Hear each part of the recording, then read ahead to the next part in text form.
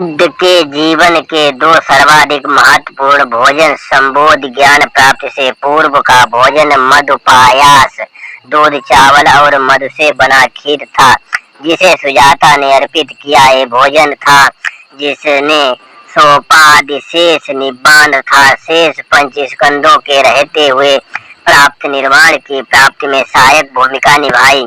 परिनिर्वाण से पूर्व का अंतिम भोजन सूकर मद्दब था जिसे चुंद ने अर्पित किया। वो भोजन था जिसने अनुपादिशेष निब्बान अर्थात किसी भी शेष उपादान स्कंद के बिना निर्वाण की प्राप्ति में सहायक भूमिका निभाई। इन दोनों भोजन दानों का अत्यंत गहरा ऐतिहासिक महत्व है और भगवान बुद्ध ने विशेष रूप से इन्हें महान पुण्य फलदायक दान कहा है। नंबर 1 संबोध से पूर्व का भोजन मधुपायास।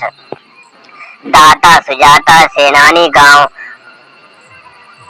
के एक समृद्ध गृहस्थ की पुत्री भोजन का स्वरूप ताजे गाय के दूध में पकाए गए चावल मधु तथा सुगंधित पदार्थों से युक्त एक अत्यंत समृद्ध और उत्कृष्ट भोजन। ये अत्यधिक पौष्टिक तथा उच्च गुणवत्ता वाला आहार था। महत्व ये भोजन बोधिसत्व राजकुमार सिद्धार्थ की शक्ति को पुनः स्थापित करने वाला सिद्ध हुआ जो अनेक वर्षों की कठोर तपस्या और उत्पीड़न के कारण अत्यंत दुर्लभ हो गए थे।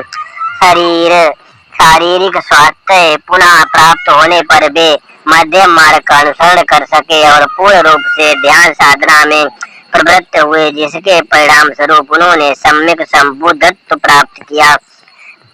परंपरा के अनुसार भोजन ग्रहण करने से पूर्व उन्होंने मधुपायास को 49 ग्रासों में विभाजित किया फिर उसका सेवन किया। नंबर 2 परिनिर्वाण से पूर्व का अंतिम भोजन सूकर मद्दव।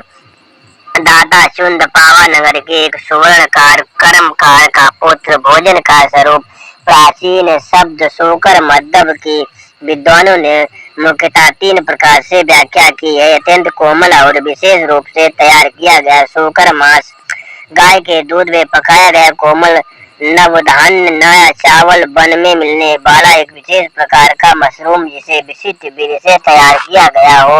महत्व ये भगवान बुद्ध का परिनिर्वाण से पूर्व का अंतिम भोजन था। इसे ग्रहण करने के पश्चात वे गंभीर रूप से अस्वस्थ हो गए और रक्तस्राव युक्त रोग से पीड़ित हुए तथा भगवान बुद्ध ने आयुष्मान आनंद को स्पष्ट रूप से निर्देश दिया कि चुंद को किसी प्रकार दोषी न ठहराया जाए। इसके विपरीत उन्होंने कहा कि संबोध से पूर्व अर्पित भोजन और परिनिर्वाण से पूर्व अर्पित भोजन दोनों का पुण्य समान रूप से महान है। इन दोनों में से किसी एक का दान करने वाला परिमेय पुण्य का भागी बनता है क्योंकि एक भोजन ने बुद्ध के संबोध के अनुदय का आधार बनाया, दूसरे भोजन ने बुद्ध के अंतिम परिनिर्वाण का आधार बनाया। इस प्रकार सुजाता का मधुपायास और चुंद का सूकर मद्दव बौद्ध इतिहास के 2 सर्वाधिक पूजनीय दानों में गिने जाते हैं। भगवान बुद्ध ने स्वयं इन दोनों दानों की समान एवं असाधारण पुण्य फल युक्त दान के रूप में प्रशंसा की है। नमो बुद्धाय। जय सम्राट अशोक महान।